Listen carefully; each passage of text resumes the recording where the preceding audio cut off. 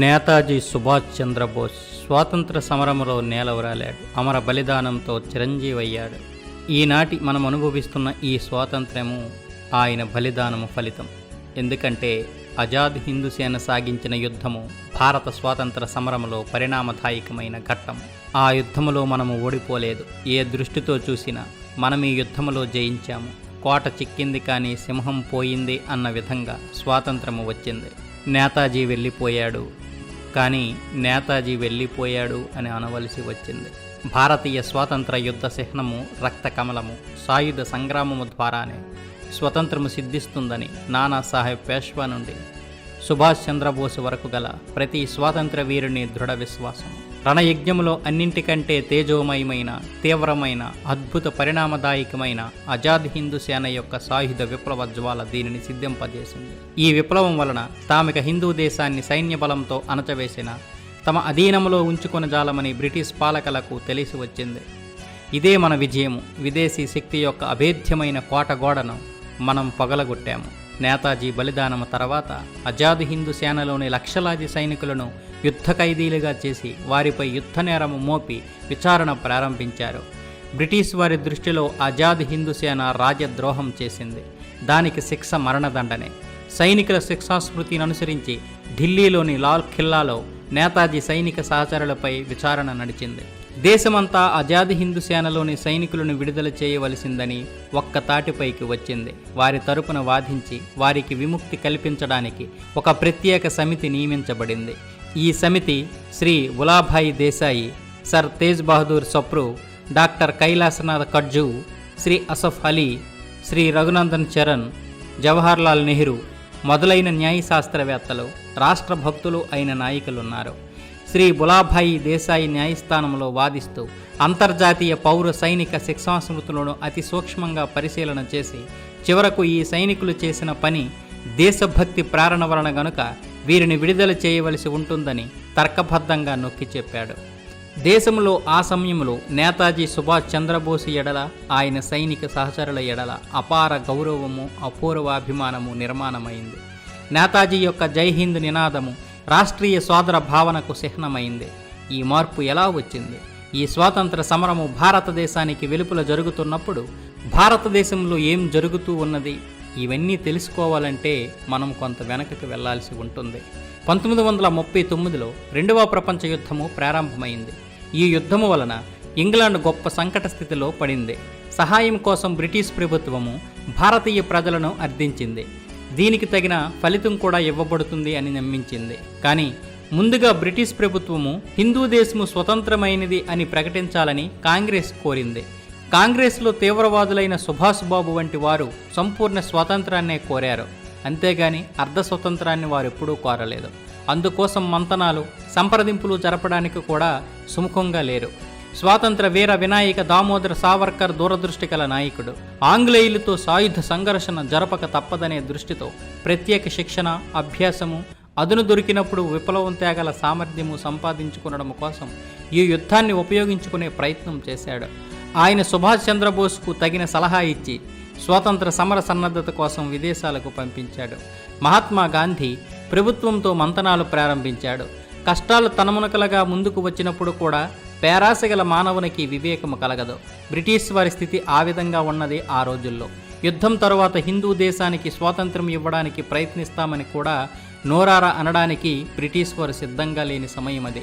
చివరికి అంతిమ ఆందోళన ఆరంభించడానికి గాంధీజీ నిశ్చయించి 1942 ఆగస్టు 8వ తేదీన క్విట్ ఇండియా అన్న మాటలతో బ్రిటిష్ ప్రభుత్వానికి తమ నిర్ణయం తెలియజేశాడు. క్విట్ ఇండియా అన్న మాటలు వినగానే బ్రిటిష్ ప్రభుత్వం కోపంతో కంపించిపోయింది. ఏమాత్రం ఆలోచించకుండానే గాంధీజీని, ఇతర కాంగ్రెస్ నాయకులను జైలు పాలు చేసింది. దాంతో దేశంలో ఆహాకారాలు ప్రబలాయి.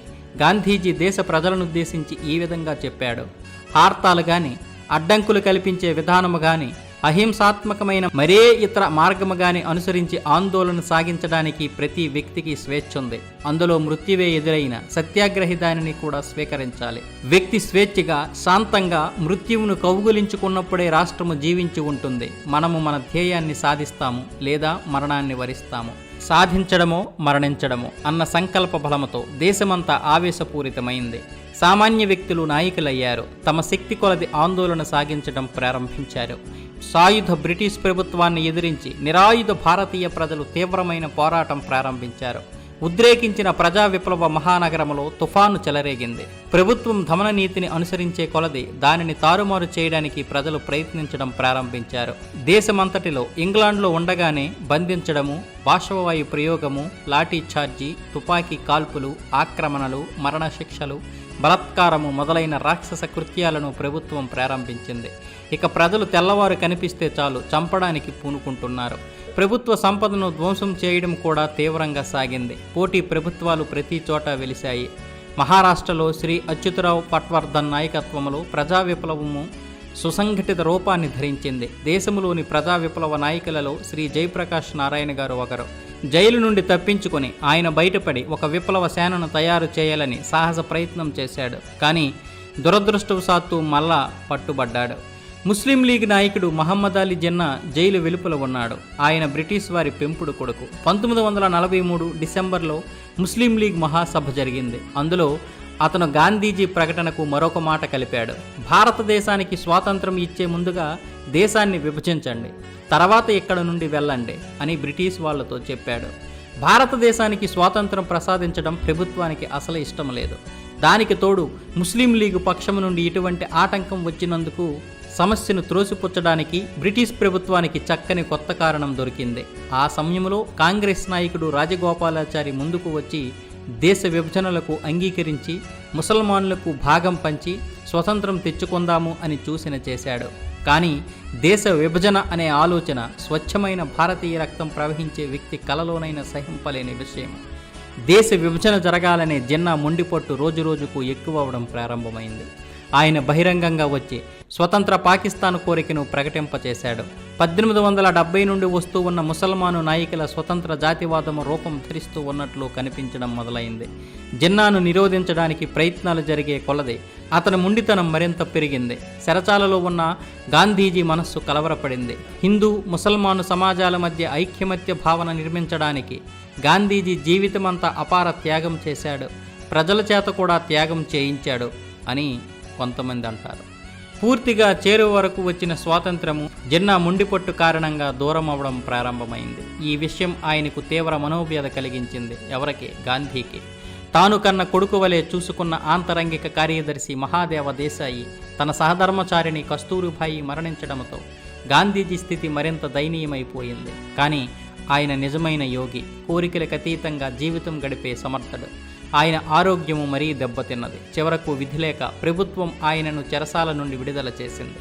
విడుదల కాగానే గాంధీజీ జిన్నా బంగళాకు వెళ్ళాడు. ఇంతటి గొప్ప జాతీయ నాయకుడు తన ఇంటికి వస్తే సామాన్య మానవ సహజమైన రీతిలో జిన్నా ఆయనను ఆహ్వానించి ఉండవలసిందే. కానీ అలాంటిదేమీ జరగలేదు. ఉదార స్వభావాన్ని జిన్నా చూపలేదు. దానికి బదులు ఉన్మత్తుడై ఆయన గాంధీతో ఇలా అన్నాడు: ఈ దేశములో హిందువులు ముస్లింలు రెండు విభిన్న జాతులు. వారు ఒకటి కావడం ఏనాటికి సాధ్యము కాదు. దేశములో శాంతి స్థిరంగా ఉండాలంటే దేశ విభజన జరిగి తీరవలసిందే. ఈ విషయంలో రాష్ట్ర హితాన్ని కోరి దేశ స్వాతంత్రము కోసము మహాత్మా గాంధీ వ్యక్తిగత అవమానాలన్నింటినీ సహించి శాంతంగా సౌజన్యంతో ఆ అర్థములేని ముండిపొట్టు వదులుకోవలసిందని జిన్నాకు అనేక విధాల నచ్చజెప్పి చూశాడు. కానీ జిన్నా విభజన జరగాలనే ముండిపొట్టు విడిచిపెట్టడానికి ఏమాత్రం సుముఖంగా లేడు. ఆ చిక్కుతో లార్డ్ వేవెలకు దిక్కుతోచలేదు. దేశానికి వెలుపల నేతాజీ సుభాష్ చంద్రబోస్ స్వతంత్ర సేనను తయారు చేసిన విషయము ఆయనకు బాగా తెలుసు.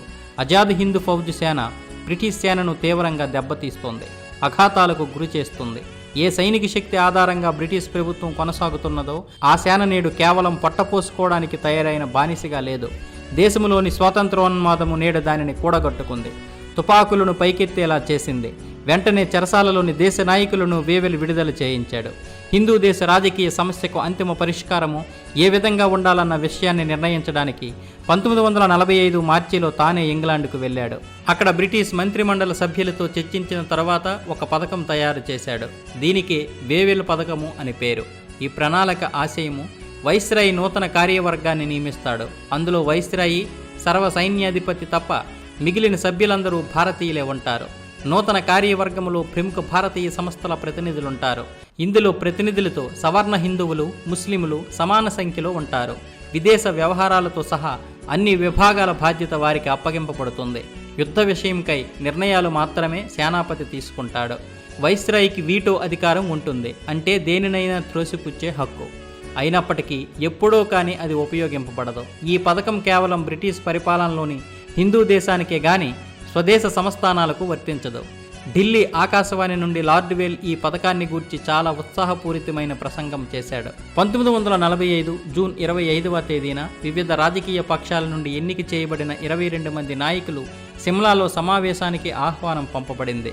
ఈ సిమ్లా సమావేశం వలన రాజకీయ పరిస్థితి కొంచెమైనా మెరుగుపడడం కానీ దిగజారడం కానీ జరగలేదు. లార్డ్ వేవెల్ నిరాశ చెందాడు.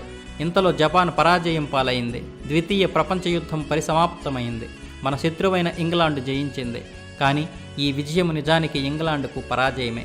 ఈ యుద్ధంలో ఇంగ్లాండ్కు విజయాన్ని సంపాదించిన మహానాయకుడు చర్చిల్ కూడా ఎన్నికలలో ఓడిపోయాడు.